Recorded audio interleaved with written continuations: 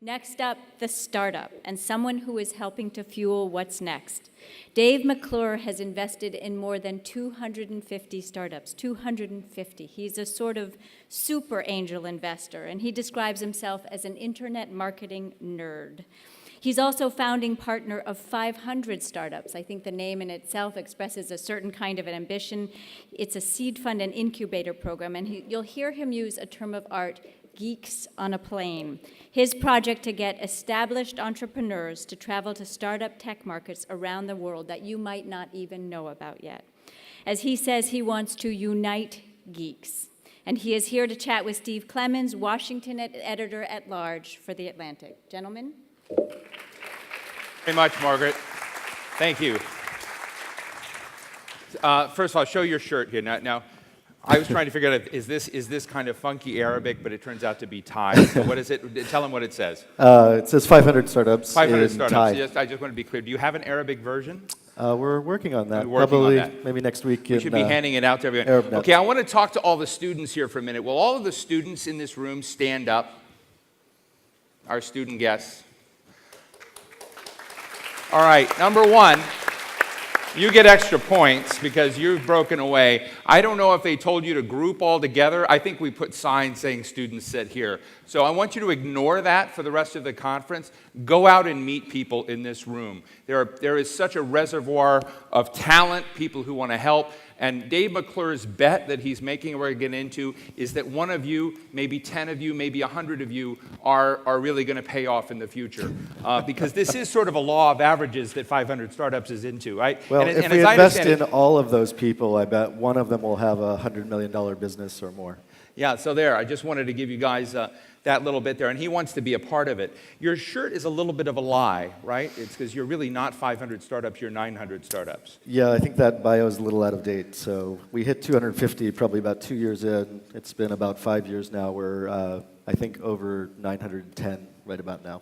Now, Dave, you spent a lot of time in the Middle East, and we were just talking about this before, that I have, we met last night at the same dinner that Jim McNerney, the CEO of Boeing, was mentioning, and at that I was interested in, were you sort of, have any of you seen the movie, it's an American movie, I don't know if it's played over here, called The $1 Million Arm. Anybody seen The $1 Million Arm? Yeah, some of you. It's about a couple of loser baseball managers and agents. Thanks, I appreciate that. And they just, well, they were losers until they got the idea of going to India to find a pitcher in India to bring to the American baseball leagues. Cricket player. I'm sorry? Cricket player. Yeah, well, they found a cricket player and then turned him into baseball players, right? Exactly. And that was their big payoff, and it worked. And so I'm interested in whether your interest in the Middle East is one that's driven because of your discovery of great talent here, or whether it's sort of a law of averages that this region will have to produce? I think it's a little of both, and we're not necessarily set on bringing those companies to the U.S. We do that quite frequently from folks in Brazil and India, but the Arabic-speaking market in its own right is a very large market, probably 200 on its way to 400 million speakers, depending on how you count people online. So, we do think that there's a lot of interesting talent and market here, and we want to be part of that. I think in general, most Silicon Valley VCs are extremely focused on, Silicon Valley and New York. To the extent that they actually get on a plane and get outside the country, they're probably going to maybe London, maybe Brazil, but even there, I think they're mostly staying at home in the U.S. If you look at most of the growth that's happening right now, it's not in the U.S., it's not in Europe, it's in Latin America, it's in Southeast Asia, it's in the Middle East, and it's in Africa. So the places where growth is happening are not the developed markets, and there's going to be really big business opportunities over the next 5 to 10 years. You've been a part of and you've seen so many young and new companies. Yep.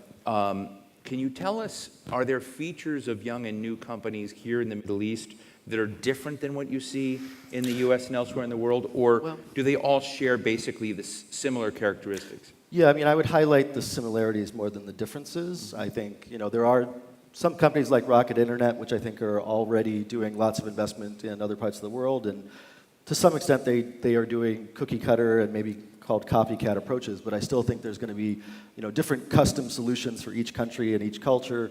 An Uber service in India isn't always going to look like an Uber service in the US. Food delivery in different markets is not always going to look like the same markets that are in the US.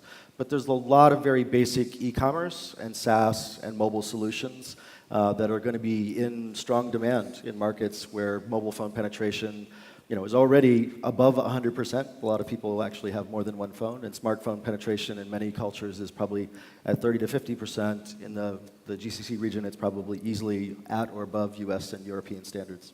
When you meet an entrepreneur in Abu Dhabi or Dubai or Riyadh or Jeddah, I don't know if there are entrepreneurs in Riyadh, maybe in Jeddah, Yes, but I'm not there sure. are. I'm working on two deals. You meet them and you want to give them counsel and mentor them. What are the things that you find are the biggest barriers that they consistently find? I'd like to sort of distinguish between the traditional view of the VC coming, down from a mountain with advice to give entrepreneurs, as if the VC is the person who has You're all not the the oracle?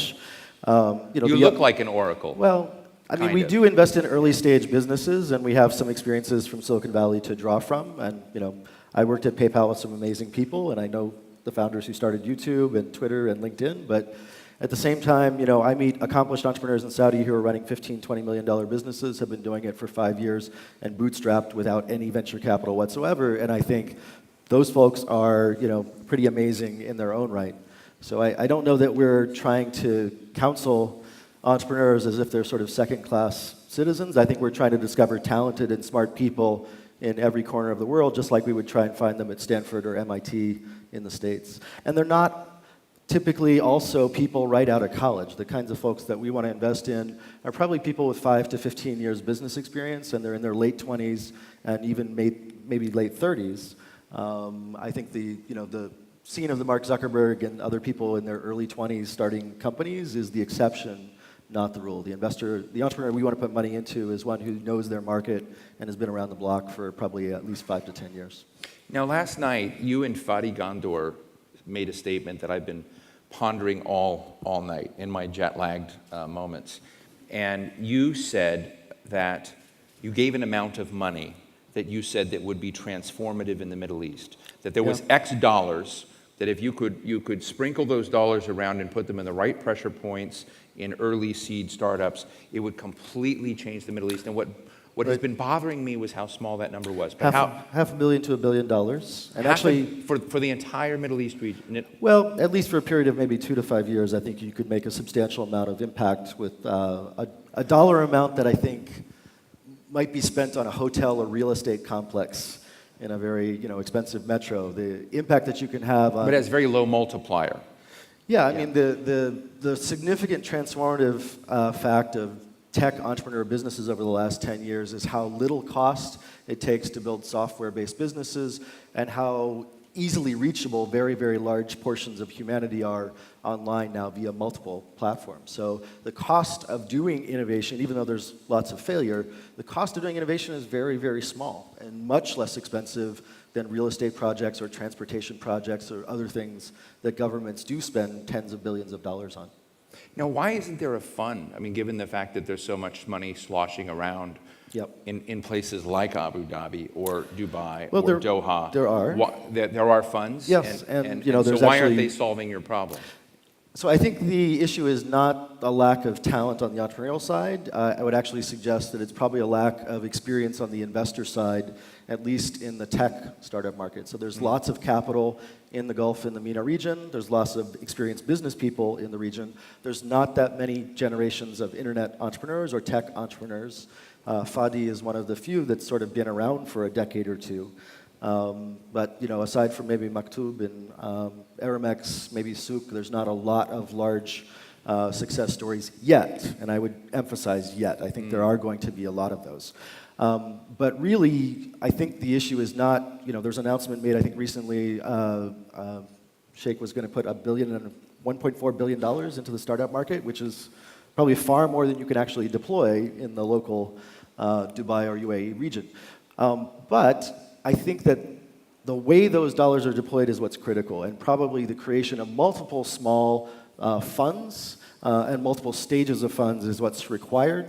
probably there's some interesting work to be done that's more on the investor side. So I think if you deployed $1 billion and let's even just say $100 million, the way to deploy that would be put that in maybe 3 to 5, 10 to $20 million funds that are each writing $100,000 to $1 million checks. And that's really the critical stage. There's lots of people who can write the $25,000, $50,000, $100,000 check or start an incubator, but it's when those businesses really start to take off, and before it's obvious where they can raise a $5 million Series A or B round or up from that, there's risk capital, and I would emphasize the word risk, that's critical in just the $100,000 to $1 million, maybe up to $2 million range. And so having investors who are writing those checks, and sometimes writing those checks in advance of obvious sort of wins. So they have to be venture capitalists, not averse to venture capitalists or bankers, which is what a lot of those are. Do you tweet? I am incredibly addicted to social media, both Facebook and Twitter and Instagram. And How many of you guys tweet out there? How many Twitter fans and followers? How many of the students? Put your hands way up so I can see. So are you a tweeting fanatic? I've made over 50,000 tweets in the last 10 years. That constitutes a yes. I mention this because Mark Andreessen, who's also another super he's investor. got me beat, at least on tweets Mark per day. Andreessen is a tweeting monster, and I occasionally get in a back and forth with him. And it's very interesting some of the things that he'll tweet, and he has basically said recently that almost all of the innovations that we see today are actually built on the backs of others, or may have been other discoveries that were shelved that were ahead of their time, or perhaps the business model didn't work in the predicament. So that mining what others have done can be a very lucrative direction. But it raises the interesting question of ideas that don't fly fast at the beginning, that fail and that find their place, but that ultimately lead to rewards. And what is your experience in this region with that kind of failed or shelved idea? Does it lead to greater success, or does this region, I want this to be instructive for the region, does the region need to learn something here? Well, I don't think the experiences in the region are going to be dramatically different than they are in other parts of the world, except that there's certain cultural norms around failure and visible failure which might be more challenging for certain cultures and societies, and we've seen that actually in places like Japan, in places like Britain. The Arab-speaking market is not the only place where there are, formal and kind of face issues to deal with for entrepreneurs. And so there's a tension, I think a natural tension, between wanting to succeed but having to fail a lot of times to probably push the boundaries of success. And so I think, one of probably the strengths of at least probably Chinese and American culture and a few other cultures is a willingness to fail in public and a lack of concern about that. In other societies, that is more challenging to get over. But again, I think with practice and with other role models who do that publicly, I think that can easily be overcome. I really don't think any of the challenges are on the entrepreneur side. They're mostly on the capital access and capital availability side. And they're actually quite easily solved, and I think we're already seeing them being solved. Recently, UC Berkeley convened a lot of Iranian entrepreneurs from Iran in the United States. That enough is something to get rather surprised by. It's a little unusual, but yeah, it was a little unusual. But you were there. What was your experience? What did you see with an Iranian entrepreneurs?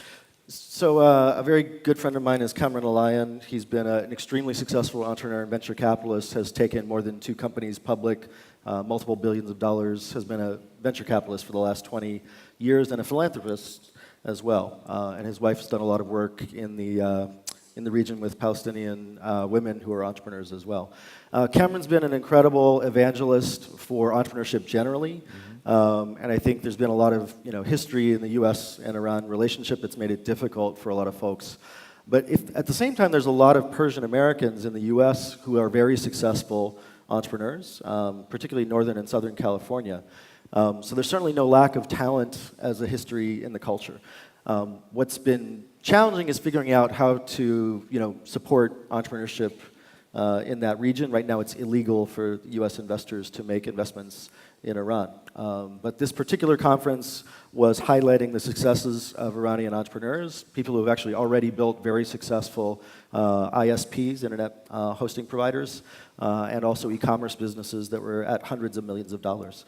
So I was surprised to learn about some of the stats for internet penetration in the region, and it looks very similar to maybe a country the size of Turkey in terms of potential impact. You know, I'm soon going to move to questions to the audience, but I'm really interested in another part of your character and the way you live what you do. You convene folks. You love, I mean, I've just seen you. You thrive off of being in the middle of folks and introducing them, and you've institutionalized that. You fly people around the world. I think that was tell us a from a little lack bit of about attention. Geeks on a Plane, but about the importance of bringing disparate people together and what gets created out of that. Yeah, I think maybe it was a lack of love as a child in my family. Lack of love as a child? But I grew up, I'm a Are you a hugger? hillbilly from West Virginia, so even though I've been in California for the last 25 years, you know, a lot of my family is, you know, very rural upbringing, sometimes called third world in America. A lot of cows and coal mines. So when I was growing up, I spent some time in West Virginia and some time in Maryland, and I really had the good fortune to meet a lot of people in Maryland, D.C., and Baltimore suburb called Columbia. And there were lots of people from all over. So there were lots of people who were working at NIH in D.C. and at That's Johns the National Hopkins. Institute of Health. Yeah, I'm sorry.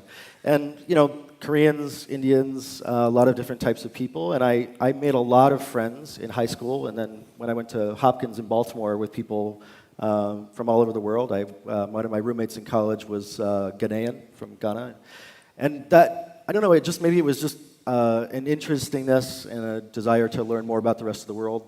My wife's Japanese. I started my first business with South Indians from So you're wired for this. Yeah, I mean, I think there's a personal interest as much as the opportunity to make money, but I want to emphasize, you know, we've done over 200 investments in companies outside the U.S. across 40 countries. It's not a charitable mission. I mean, I think some of the things that I'm doing are going to have social impact, but I'm a venture capitalist. I'm a bloody, greedy, blood-sucking venture capitalist who's out to make money, and I think I'm going to clean up investing ahead of the curve internationally. So I want to dissuade the audience from this is not a Mother Teresa mission. I believe in the Arabic-speaking market, the Spanish-speaking market, because there's such great potential, and there's lots of talent. And frankly, I think even local investors are missing how big an opportunity that is. I mean, that all sounds great. Just the final point I'm interested in is, recently I went through Midwestern cities in the United States, and one of the things that kind of blew me away was how people like you in each of these cities, Des Moines or Madison, Wisconsin, were looking and finding other people like themselves that were revolutionaries, that had an idea, but needed help. There's talent everywhere. So there's something about that clustering that seems to be vital. Well, I think the reason that Silicon Valley happened the way it did was an accident of history. Bill Shockley and Shockley Semiconductor, and later, you know, this traitorous 8 group that left Shockley to start Fairchild, and then from Fairchild started Intel and a whole bunch of other companies. Right. It was kind of random that Bill Shockley, you know, was a semiconductor engineer and went back to his hometown, which was basically, you know, an orchard, right? And, you know, happened to start, you know, this massive center of density now that's like all kinds of internet companies, decades of chip manufacturers, software, hardware manufacturers. But it was a complete accident at first. And so I think by manufacturing that density of, you know, technology people, entrepreneurship, creativity, really belief in the impossible, like that's been institutionalized, I would say, in Silicon Valley, and it's not the only place for that to exist. With enough crazy people, you can pretty much start a business anywhere on the planet as long as they all hang out together, and as long as some of those crazy people make stuff, and some of them sell stuff, and some of them invest in other crazy people. So let me open the floor to questions, and I'm going to say, I see Eleni over there with someone, and I think you should give this nice lady a T-shirt later for the best questions. Yes, go ahead. Hello. My name is Al-Hanouf Al-Sharif. I'm from King Abdulaziz University. I have graduated as information system grad. Actually, I have to say that I have like 3 startups. Three startups? Three startups. Well, pick one. I'm going to say the three. I'm going to mention them all. My first startup, when I was a student, I have founded a college club. And now, after I have graduated and left it, it has more than 1,500 followers. Okay. Wow. Thanks to God. The second startup is starting Google Developers Group in Jeddah, which Ms. Touba, I think she's here. She have gave us a visit in our first public event. And now I'm trying hard to be a wedding designer. I'm here with my students. They are all from Faculty of Engineering, King Abdulaziz University. And I would like to ask you, how would you encourage them to stop looking for a job and start their startups? Great question. Sure. Well, actually, Saudi is probably a relatively easy place to start internet businesses. There's a lot of folks who can write small checks. There's a lot of people who are willing to buy stuff online. They probably all have access to smartphones. Most of them probably have access to financial payments. So I think it's really just understanding what type of customer and need you're going after and getting started. There's tons of opportunities. We looked at food delivery businesses. We've looked at video-based businesses. The companies I was mentioning before, U-Turn is doing incredible amounts of video production on YouTube in the Saudi and overall Arabic-speaking market. So I think there's like a vast array of goods and services. I hesitate to tell you which one to start. I think you should find one you're passionate about and find one where you know the customer and understand what their needs are and jump right in. Great. Next question. Right up here in the front. Hi, Dave. My name is Harish. I'm an entrepreneur and an investor. I've just, about a year back, started investing through Angel and in the local startups here. I just want to ask you, I'm new to this field, and at what stage you think the startup culture in the Middle East is at the moment compared to how Silicon Valley evolved about 8-10 years back? And like, is it still evolving or it's a long way to go? And what advice would you give to any investor or entrepreneur and do you invest in the local startups here? Yeah, we've actually invested in about 15 startups across the MENA region. Several in Jordan, Egypt, Lebanon, Turkey, working on a couple right now. You're very high on Turkey. I think Turkey is a very developed market. I mean, there's lots of people who are active there already, but I think in terms of potential, Saudi and Egypt are obviously the big opportunities in the region, and even for entrepreneurs in other parts of the region, I think those two markets are what are interesting to go after. In terms of where the local market is, I often use the example of looking at Silicon Valley in the mid-late 90s as a time when people were extremely excited about the opportunities. What did it take to build a startup in the mid-late 90s? Probably not less than $5 million in capital, of which most of that would go to Sun servers, Oracle databases, hosting services at companies like Exodus, probably a 1 or 2 year cycle time on product development to get to market, probably another couple $1 million paying expensive salespeople to sell to enterprise customers, and there were probably less than a couple 100 million people online. The sources of capital were extremely limited. Compare that to today. Anywhere in the world probably takes months, not years, to build. Availability of online software and things we were talking about, standing on the shoulders of other Amazon Web Services, Google, all sorts of hosting capability, social platforms. It's just very, very easy and inexpensive, and the number of people online are probably measured 10, at least 1 order of magnitude, maybe 2, much larger. So relatively speaking, any person on the planet right now has an easier time building and developing a market than what Silicon Valley did 10, 15 years ago in the heyday of the late 90s. If you thought people were incredibly excited at that time, you should be equally excited by 2 or 3 orders of magnitude more nowadays anywhere in the world. The entire Arabic-speaking market is 3 times bigger than that market was at that point in time. The cost for building those companies, I'm sorry, I'm just like, it's easy. The market is huge. The opportunity is huge. It can monetize right now. Get out and start building those businesses. There is money all around you to grab. It's now. The time is now. It's not 5 years from now. It's not 1 year from now. In fact, it was 3 years ago. Cool. Some of you guys are not going to like me later because we're not going to have much time. I want to go to, are you a student? Okay, I'm going to take your question, but I'm also going to say that we're doing something kind of cool, that for the next session, the students are going to have some special programs that all of you can't go to, and they're better. But this is the investment in Dave McClure's future that we're worried about with all of the students. So I want to just indicate to the students you should begin moving soon to the workshops for you. But why don't you go ahead and we'll take your question. Okay, hello, my name is Hala Qattan from King Abdulaziz University. First of all, I want to say it's very encouraging what you're saying, but I have a question. Now the market is dominated by few people. For example, in Saudi Arabia, it's dominated by few people who has the capital. Now starting a business, you have to have... Last time I checked, there's a lot of people in Saudi who have a lot of capital. No one's dominating that. I mean, like, you have to have the connection to build a business in Saudi Arabia. No, you don't. You have to have an internet connection, but you don't have to have any kind of connections to government. My question is now, like, sometimes it's easier to sell your idea to the people who has the dominant hand on the market. Sometimes it means you lose control of the company. So is it better sometimes to sell your idea rather than start it up yourself? No, it's not better to sell your idea until much later. And investors who want 51% of your company, go find other investors. Those aren't the investors that you want. In fact, you may not need investors at all. Go find some customers. I'm sure that you have a little savings. Maybe your family has a little savings. The first 25,000 you can probably find. I'm pretty sure that you can find. In a country like Saudi, I'm sure you can find the first 25 to 50K to get off the ground. And if you have a real business that has customers, you won't have to sell your idea. You won't have to give up 51%. There's plenty of investors out there who will be willing to buy into your idea and your product and service. You may have to look around a little bit. You might have to hustle a little bit. But don't sell yourselves or your ideas short.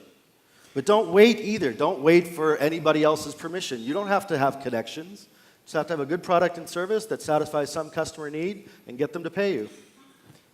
Just in closing, just to validate what Dave McClure just said, a few weeks ago I had the privilege of interviewing a guy named John Paul DeGioia, who invented a hair care system called Paul Mitchell Systems. I don't know if it's over here or not. I could probably use one of those. I'm sorry? He what? He what? I said I could probably use one of those. Yeah, you could probably, we could both use it. I'm getting thin up here too. But the story that he has is very interesting and directly related to your question.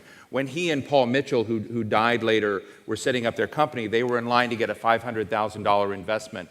That fell through, and the two of them scrounged together $700, $350 apiece. He's worth $4 billion today from this company by not having had that investment, because it would have given away a huge chunk of the company that they would have otherwise had. So just something to keep in mind. There are probably stories on the other side as well, but it's a really great question. Ladies and gentlemen, please give Dave McClure a round of applause. Just give us real insight into these